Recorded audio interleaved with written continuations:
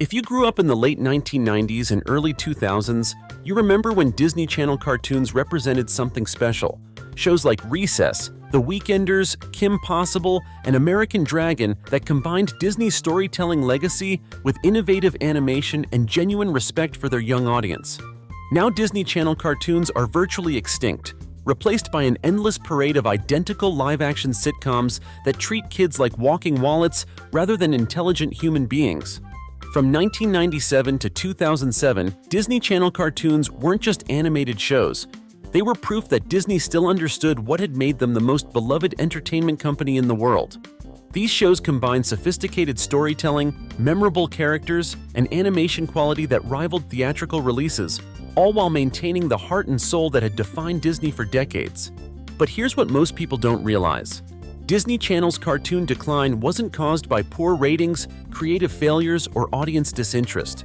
During the same period that Disney was abandoning animation, their cartoons were actually performing well, both critically and commercially. Kim Possible was a global phenomenon. The Proud Family was breaking new ground in representation. Phineas and Ferb proved that there was still a massive audience for creative animated content. So what exactly happened to Disney Channel cartoons? How did the company that built its empire on animated storytelling decide that cartoons were no longer worth making? Why did Disney, the company synonymous with animation excellence, choose to abandon the medium that had made them legendary in favor of cheap, formulaic live-action content that anyone could produce? The answer isn't what you think. Because what killed Disney Channel cartoons wasn't just about television or animation at all. It was about three calculated corporate strategies that nobody saw coming, and they would transform not just how Disney Channel operated, but how an entire generation of kids would grow up without access to the kind of sophisticated animated storytelling that had defined childhood entertainment for decades. But before we understand what went wrong, we need to understand just how revolutionary and beloved Disney Channel cartoons were during their golden age. To understand the downfall of Disney Channel cartoons, we need to go back to 1997, when Disney Channel wasn't just making animated shows. They were creating a new standard for what children's animation could achieve when it was backed by Disney's legendary commitment to storytelling excellence and production quality. Disney Channel cartoons in the late 90s and early 2000s were unlike anything else on television. Recess explored the complex social dynamics of elementary school with the depth and nuance of a sociological study. The Weekenders tackled adolescent friendship and identity with genuine emotional intelligence. Kim Possible created a female action hero who was both powerful and relatable, years before such characters became mainstream. These weren't just cartoons. They were Disney applying their decades of animation expertise and storytelling mastery to television in a way that respected both the medium and the audience. I remember watching The Weekenders and being amazed by how accurately it captured the awkwardness and intensity of middle school friendships. The show didn't talk down to kids or oversimplify complex emotions. It treated young viewers like they were capable of understanding nuanced character development and sophisticated humor. But what made Disney Channel cartoons so special wasn't just their individual quality, it was how they represented Disney's commitment to animation as both an art form and a business strategy. Disney Channel cartoons were expensive to produce, required talented creative teams, and took years to develop properly. But Disney was willing to make that investment because they understood that quality animation was essential to their brand identity and long-term success. And it worked. Disney Channel cartoons were critically acclaimed, internationally successful, and created lasting emotional connections with audiences that translated into decades of brand loyalty. But then something changed. And that change began with Disney's first calculated strategy, prioritizing immediate profits over long-term brand building. The turning point came in 2004 when Disney executives made a decision that would fundamentally alter the network's direction. They discovered that live-action sitcoms were significantly cheaper to produce than animated shows and could generate higher short-term profits through reduced production costs and faster turnaround times. A single episode of Kim Possible cost approximately $500,000 to produce and required months of pre-production, animation, and post-production work. A single episode of That's So Raven cost approximately $200,000 to produce and could be filmed in a matter of days. This marked the beginning of what I call the Great Cost Cutting.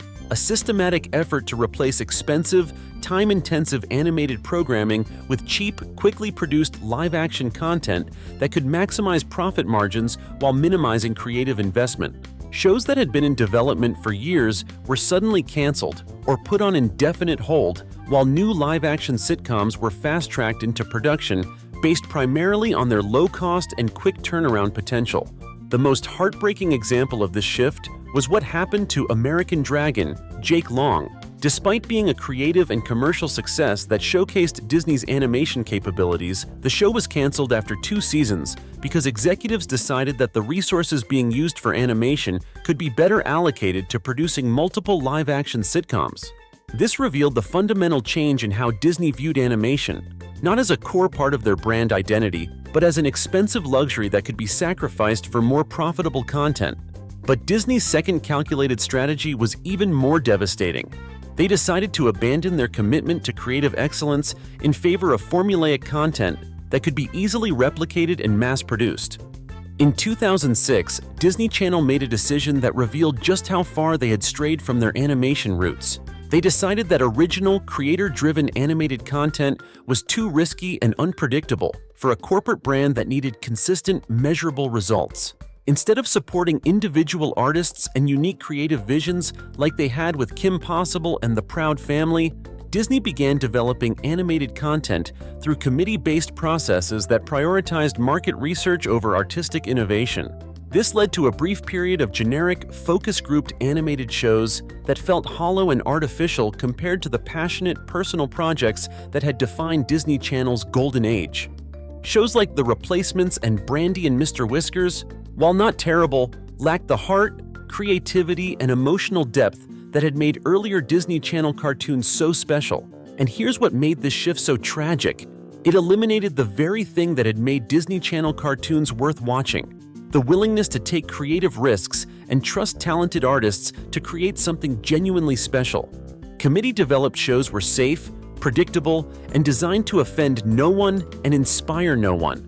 There was no room for the innovative storytelling, complex characters, and emotional sophistication that had defined Disney's animation legacy.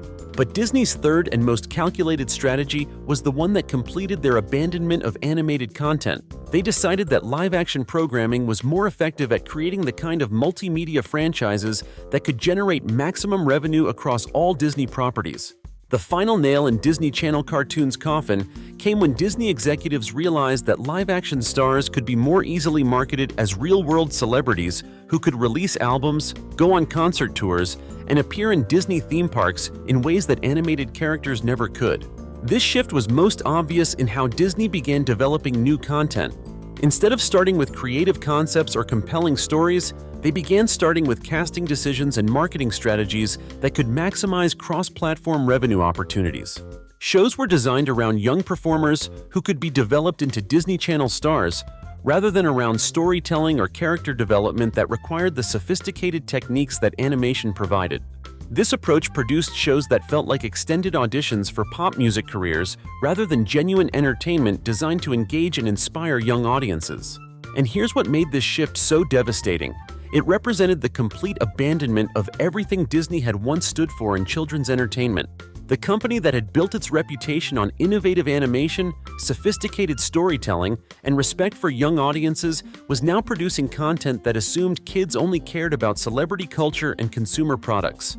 The company that had once pushed the boundaries of what animation could achieve was now treating cartoons as an outdated medium that couldn't compete with the immediate gratification of live-action celebrity content. But perhaps the most damaging aspect of Disney Channel's cartoon decline was how it affected the entire landscape of children's animation. When Disney, the most prestigious and influential animation company in the world, decided that cartoons weren't worth making for television, it sent a message to the entire industry that animated content was no longer a priority for major entertainment companies. Talented animators and creators who had once dreamed of working for Disney Channel began looking elsewhere for opportunities to create meaningful animated content. Some went to Cartoon Network, others to Nickelodeon, and many simply left television animation entirely. And here's what makes Disney Channel's cartoon decline so frustrating. It was completely unnecessary and ultimately counterproductive. The brief success of Phineas and Ferb from 2007 to 2015 proved that there was still a massive audience for creative, well-made animated content on Disney Channel.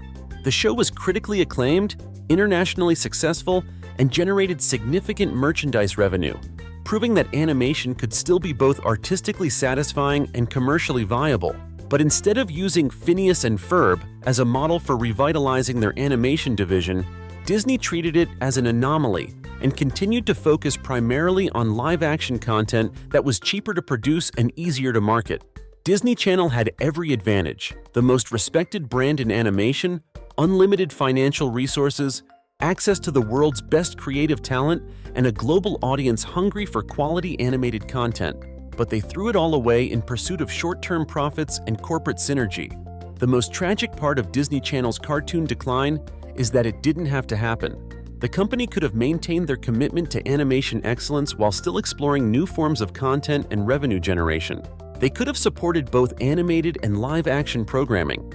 They could have treated animation as a core part of their brand identity rather than an expensive luxury.